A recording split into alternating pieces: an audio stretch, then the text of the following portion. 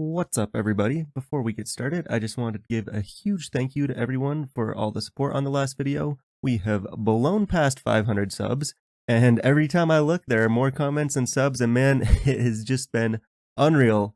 So from the bottom of my heart, thank you to each and every one of you guys. I appreciate you guys. Yes, even you. I was going to work on getting a Victor video out today because I know a lot of you guys have been waiting for that, but I've been feeling a balance patch coming in my bones, and I don't want to get baited by Yoshi again. But don't worry guys, that video is in the works and it should be out soon, so stay tuned for that. So I was in the middle of writing a reply to this comment. I was like, well, Shred is more exponentially more effective the more resistances they have, blah, blah, blah. And I was like, wait, is stacking resist Shred really good? And that kind of led me down a rabbit hole, only to realize that my previous video was a little bit incomplete, and now here I am, so let's get into it.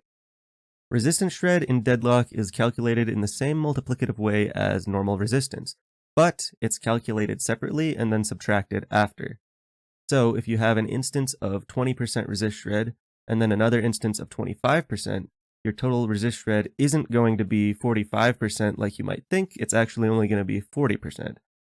If you started with 50% resistance, and you subtract the shred from that, your resulting total resistance will be 10%. So far so good? Where the math becomes interesting is when we look at what happens with effective HP.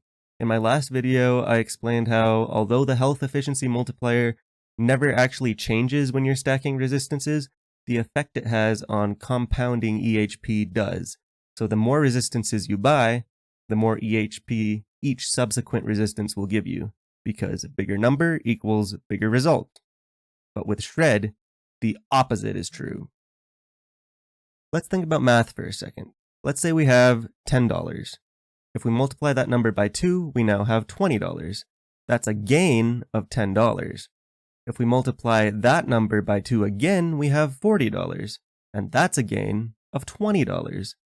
The multiplier didn't change, but the amount we gained got larger because the starting numbers were larger. Now in the opposite direction, let's say we start with $40. If we divide that by 2, we lose $20. If we divide that by 2 again, we lose $10. The divisor didn't change, but the amount we lost got smaller because the starting amount was smaller. For the actual math, let's take a look at the example we used before. We have 50% resistance, but we also have two debuffs on us, one for 25% shred, and the other for 20% shred, for a combined total of 40% shred. That makes our total resistance 10%. Let's assume that we have 1000 HP. With 50% resistance, that gives us 2000 EHP. With 40% resistance shred, that drops our total resistance to 10%, or 1111 EHP, which is a total change in EHP of negative 889.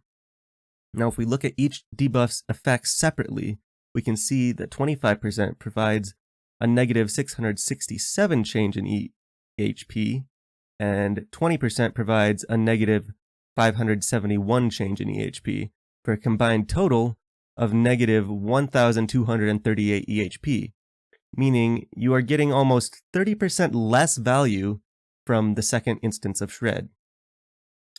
Now I just want to reiterate again, because there was some confusion in the comments of my last video, the EHP multiplier does not decrease, but since the first instance of Shred decreases the EHP pool, the second instance has less EHP to work off of, which means it's less effective. So what does this mean for you from a practical standpoint? Probably not much, to be honest. Shred still increases in value exponentially the more resist someone has, so it's never a bad buy, especially against a tank. But stacking multiple sources of Shred probably isn't as effective as you once may have thought.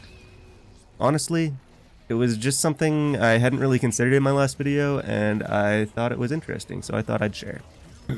But that's gonna do it for this video. I hope you guys found it helpful and interesting. I have a lot of other things I want to cover in the future, so look forward to more videos. If you have an idea of something you want to see me cover, comment down below and I will see what I can do. In the meantime, stay happy, stay healthy, and we'll see you in the next one. Peace.